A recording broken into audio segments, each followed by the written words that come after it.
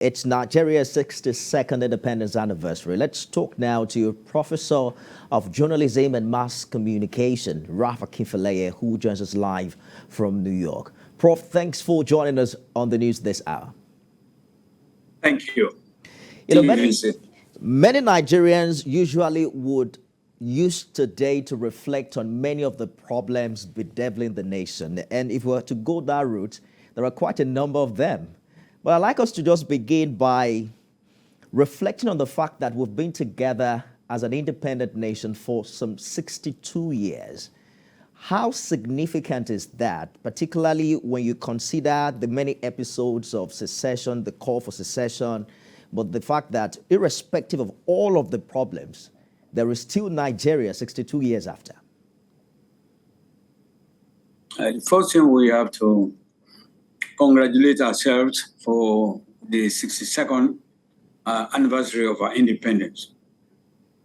It is nice and more profitable for us to be together. For the past 62 years, it has experienced a lot of turbulence. And it's not a turbulence-free flight, but we need to fasten our seatbelt for a safe landing. And safe landing we're talking about is 2023. And there are so many challenges, there are so many potholes for the landing, but we need to fill up the potholes so we can have a safe landing and begin another turbulence-free flight in 2023. Absolutely. Yeah. Absolutely. And exactly the point I was just about to make, the fact that out of those 62 years, Prof, we've had some 23 years of unbroken democratic rule. Mr. President earlier today in his speech talked about what has been done as regards the electoral system, which has now culminated into a new electoral act. How significant would you say that our democracy has evolved as we count down to the 2023 you just mentioned? Well, if we are talking about true democracy, I am of the opinion that for the past 62 years or so, Nigeria, in my judgment, we have not practiced what I call true democracy. To say the least, what we're practicing is what I call adulterated democracy. The democracy is adulterated.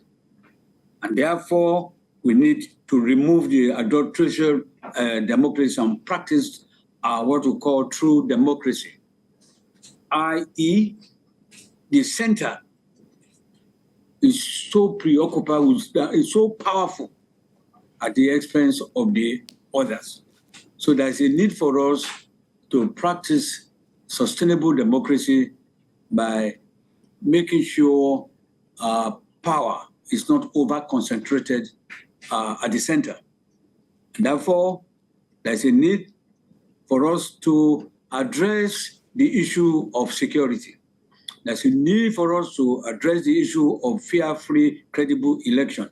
There's a need for us to address the issue of power. There's a need to address the issue of health. There's a need to address the issue of kidnapping and banditry and ballot boxing and vote buying and many so.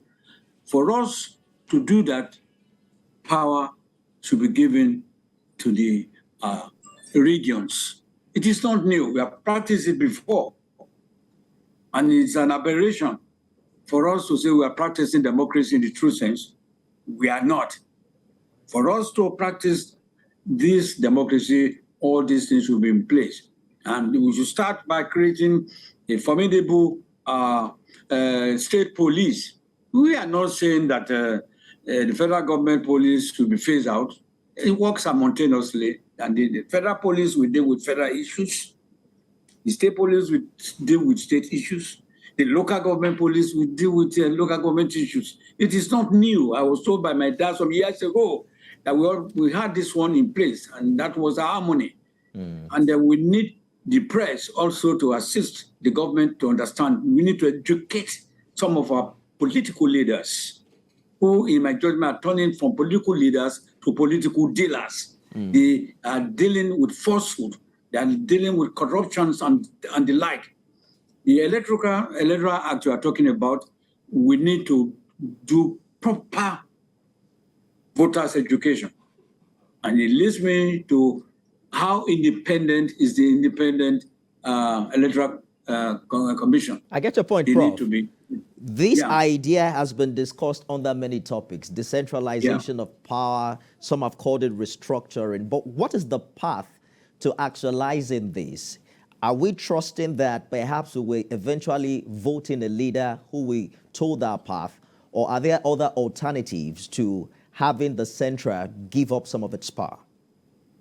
Well, the straight point is to have a good leader who understands the true meaning of democracy, the government of the people, by the people, and for the people.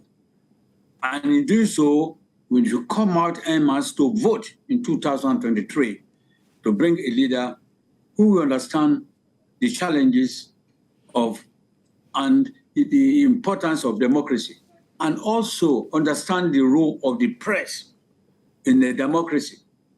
As you and I will know, the other name for true democracy is a free press. There cannot be any sustainable democracy without a free press. Therefore, the press should be encouraged, and the press also should unchain themselves from some of the activities that are unethical to their practice. So we need to educate these political leaders to understand power to rotate, and therefore we need to vote people, or the person who can really understand the system of democracy. We don't need to go into political science 101 to define what is democracy. We know what democracy is, but the current administration is being preoccupied by some of the ministers who are creating a lot of heavy potholes for the democracy we are practicing. And at the moment, the universities have been on strike since February 14. Yes, I listened to the president's 20 minutes broadcast this morning. It is, in my judgment, not comprehensively presidential, i.e., to make it comprehensively confidential, he appealed to the lecturers to go back. Are we going to go back with empty stomachs? No. The government is saying no work, no pay. That's an aberration. Our own is saying no pay, no work. And it appears to me a minister is taking ASU to the court. The government is using old instruments to address new challenges. The military did it, they failed. A lecturer is employed to do three things, for your information. Our letter of appointment is very clear, very unambiguous. It says one, a lecturer shall teach, that's one. Two, shall do research work, that's number two. And three, that's do community services. Since February 14, all the lecturers in my job have been doing research work. They have been attending conferences and they have been doing community services. The only thing they are not doing is not teaching.